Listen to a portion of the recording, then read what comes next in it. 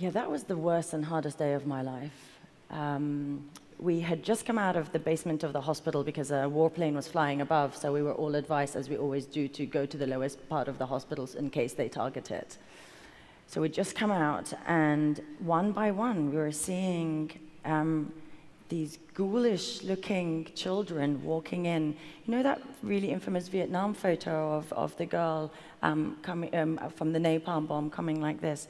They were all literally coming in one by one, clothes are hanging off them, covered in white powder dust,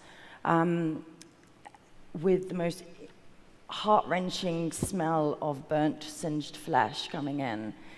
And I remember just looking, and I felt like I'd been moved or transported to a Hollywood horror show or a horror scene.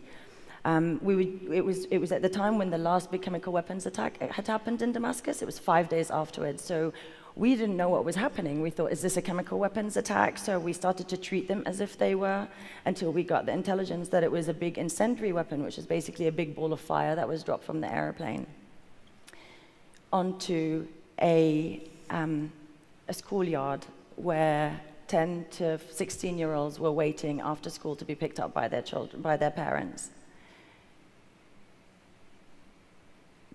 There's one boy who sticks in my mind, and he's etched into my mind. He walks in, and he is so burnt, he looks like a tree bark. I'd never, ever seen anything like it before. And he'd lost all his hair, everything. He literally walked in solid, like so solid, he couldn't bend his arms. And I was so stunned. The only thing I could think to say was, "How are you?" I didn't know what else to say. I'd never seen anything like that before. And he went, "I'm okay," because he was all completely burnt on the inside.